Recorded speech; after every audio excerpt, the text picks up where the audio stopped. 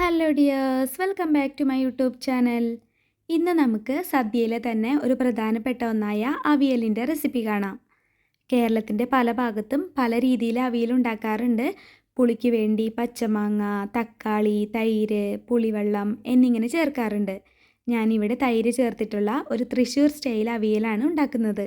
അപ്പോൾ നമുക്ക് റെസിപ്പിയിലേക്ക് പോകാം.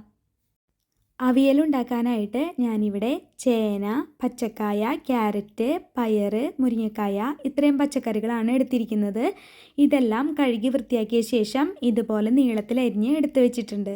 ഇതുകൂടാതെ വെള്ളരിക്ക, കുമ്പളങ്ങ, വഴുതനങ്ങ, പടവലങ്ങ, അമരപ്പയർ, ബീൻസ് ഇതൊക്കെ നിങ്ങൾക്ക് എടുക്കാവുന്നതാണ്. ഇനി നമുക്ക് അരിഞ്ഞു വെച്ചിരിക്കുന്ന കഷ്ണങ്ങളൊക്കെ ഒന്ന് വേവിച്ചെടുക്കണം. അതിനായിട്ട് ഒരു പാത്രത്തിലേക്ക് എല്ലാം ഇട്ട് കൊടുക്കുന്നുണ്ട്.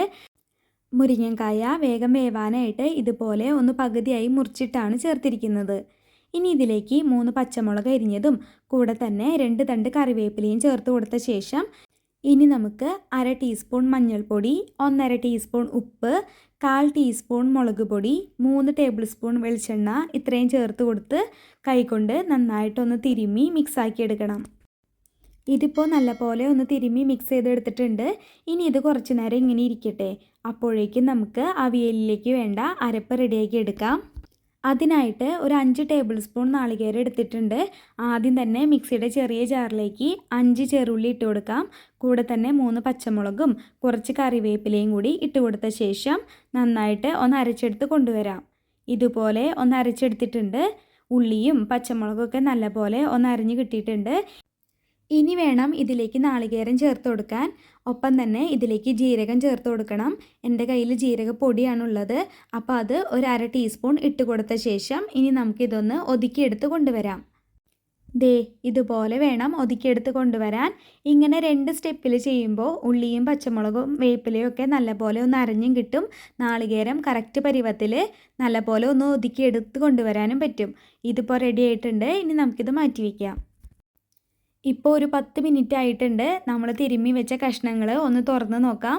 ഇനി ഇതിലേക്ക് ഒരു 1/4 ഗ്ലാസ് വെള്ളം കൂടി ഒന്ന് തെളിച്ച് കൊടുത്ത ശേഷം ഇനി ഇതൊന്ന് വേവിക്കാൻ വയ്ക്കാം. വളരെ കുറച്ച് വെള്ളം മാത്രമേ നമ്മൾ കഷ്ണങ്ങൾ വേവിക്കാൻ യൂസ് ചെയ്യുന്നുള്ളൂ. ഇനി ഇത് ഒരു ലോ ഫ്ലെയിമിൽ വെച്ച ശേഷം മൂടി വെച്ച് വേവിച്ചെടുക്കണം. ഇടയ്ക്കിടെ മൂടി തുറന്ന് കഷ്ണങ്ങളൊക്കെ ഒന്ന് ഇളക്കി കൊടുത്തുകൊണ്ടിരിക്കണം. ഇപ്പോൾ ഒരു 10 മിനിറ്റ് ആയിട്ടുണ്ട്. കഷ്ണങ്ങളൊക്കെ ഒന്ന് വേവായിട്ട് വന്ന് തുടങ്ങിയിട്ടുണ്ട്. ഇനി ഒന്നുകൂടെ ഒന്ന് ഇളക്കി കൊടുത്ത് മിക്സ് ചെയ്ത ശേഷം കുറച്ച് നേരം കൂടി നമുക്ക് മൂടി വെച്ച് ഒന്ന് വേവിച്ചെടുക്കാം.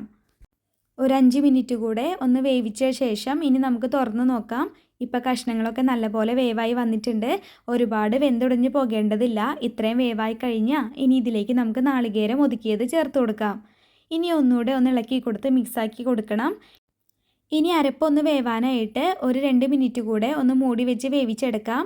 ഒരു 2 മിനിറ്റ് കഴിഞ്ഞ് നമുക്കിനി തുറന്ന് നോക്കാം.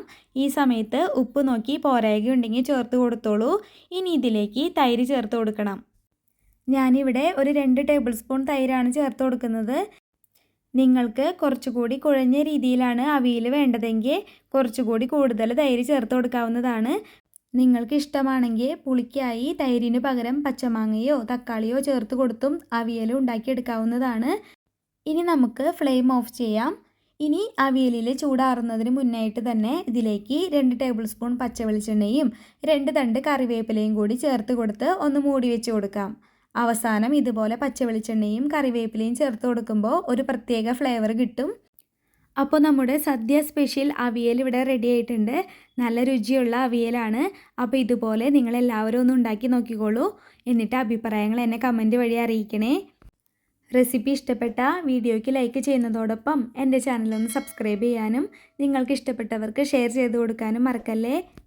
അതുപോലെ സബ്സ്ക്രൈബ് ചെയ്യുമ്പോൾ തൊട്ടടുത്തുള്ള ബെല്ലൈക്കൺ കൂടി ഒന്ന് ക്ലിക്ക് ചെയ്തോളൂ. എങ്കിൽ മാത്രമേ ഞാൻ ഇനിയും വീഡിയോസ് ഇടുമ്പോൾ നിങ്ങൾക്ക് നോട്ടിഫിക്കേഷൻ കിട്ടുള്ളൂ. അപ്പോൾ തന്നെ കാണാനും പറ്റുള്ളൂ. അപ്പോൾ ഇതുപോലത്തെ ടേസ്റ്റി റെസിപ്പീസായിട്ട് ഞാൻ ഇനിയും വേഗം വരുന്നതായിരിക്കും. അതുവരേക്കും ബൈ ബൈ. Thank you.